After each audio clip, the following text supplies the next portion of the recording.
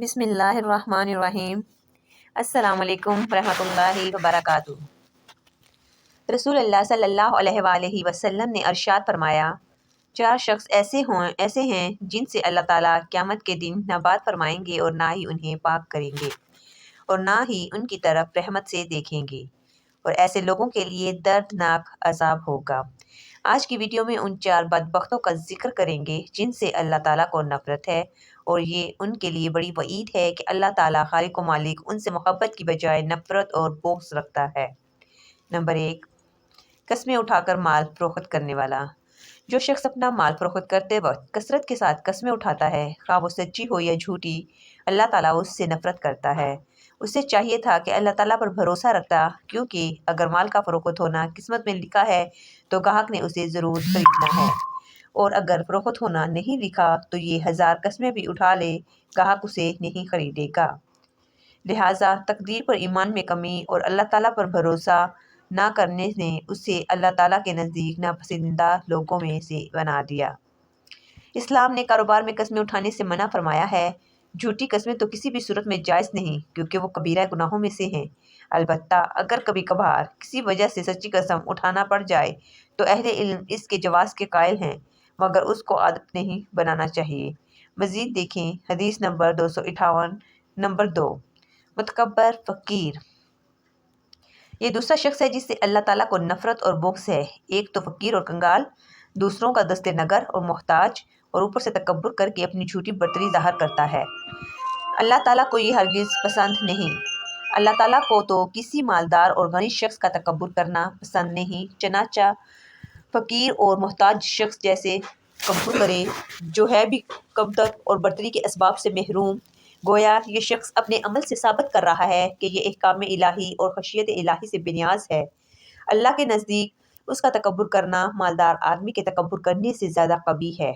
حضور نبی کریم رؤوف رحیم صلی اللہ علیہ وآلہ وسلم نے ارشاد فرمایا، قیامت کے دن متکبرین کو انسانی شکلوں میں چونٹیوں کی مانند اٹھایا جائے گا، ہر جانب سے ان پر ذلت طاری ہوگی، انہیں جہنم کے بوس نامی قید خانے کی طرف دھانکا جائے گا، اور بہت بڑی آگ انہیں اپنی لپیٹ میں لے کر ان پر غالب آ جائے گی، انہیں جہنمیوں کی پیپ پلائی جائے گی۔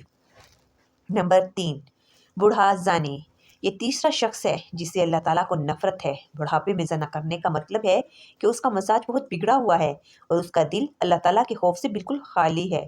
اہل علم نے لکھا ہے کہ زنا کے اسباب و محرکات عموماً شباب، حرارت، غریزۂ غلط، معرفت غلبہ، شہوت اور ضعیف عقل اور کم عمری ہیں۔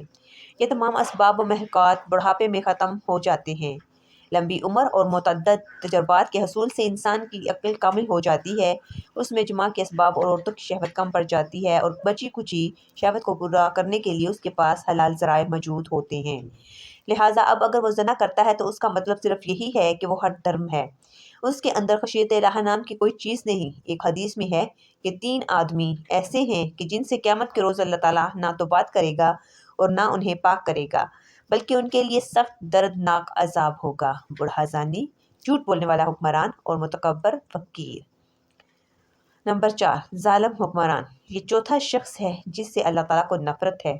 اللہ تعالیٰ نے اسے حکومت دی، اختیارات دیے تاکہ یہ اللہ کی زمین پر اس کے بندوں کے درمیان عدل و انصاف کرے، مگر اس کا معاملہ برعکس رہا۔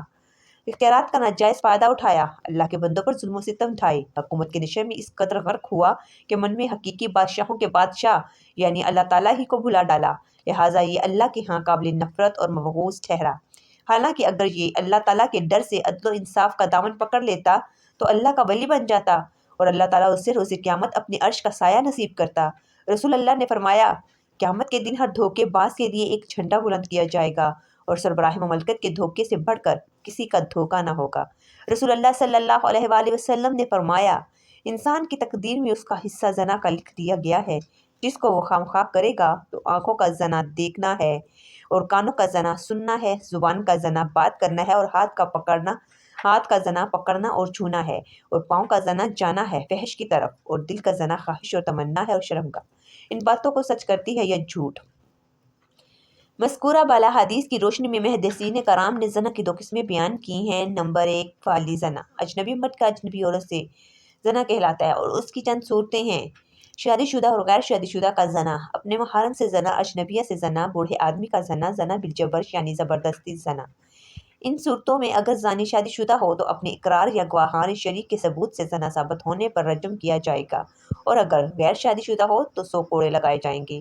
نمبر مجازی زنا، یہ فعلاً تو زنا نہیں ہے مگر یہ زنا فعلی کی ابتدائی سیڑھی ہے۔ پھر مجازی زنا کی 5 قسمیں ہیں۔ زنا العین، نامحرم مرد کا نامحرم عورت کو شہوت کی نظر سے دیکھنا، اور نامحرم عورت کا نامحرم مرد کو شہوت کی نظر سے دیکھنا آنکھوں کا زنا ہے۔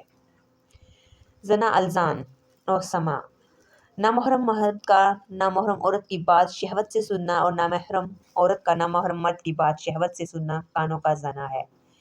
زنا اللسان، نامحرم مرد کا نامحرم عورت سے شہوت بات کرنا، اور نامحرم عورت کا نامحرم مرد سے غلط بات کرنا زبان کا زنا ہے۔ زنا القرا، زنا الارکان، نامحرم مرد کا نامحرم عورت کو چھونا، اور نامحرم عورت کا نامحرم مرد کو چھونا ہاتھ پاؤں کا زنا ہے۔ زنا الفکر بالقلب، نامحرم مرد کا دل و دماغ میں نامحرم عورت کا غلط خیال لانا، اور نامحرم عورت کا دل و دماغ میں نامحرم مرد کا خیال لانا دل و دماغ کا زنا ہے۔ مجازی زنا کے ارتکاب کرنے کی صورت میں گناہ گار ہوتا ہے، جس کا کفارہ صرف توبہ استغفار ہے۔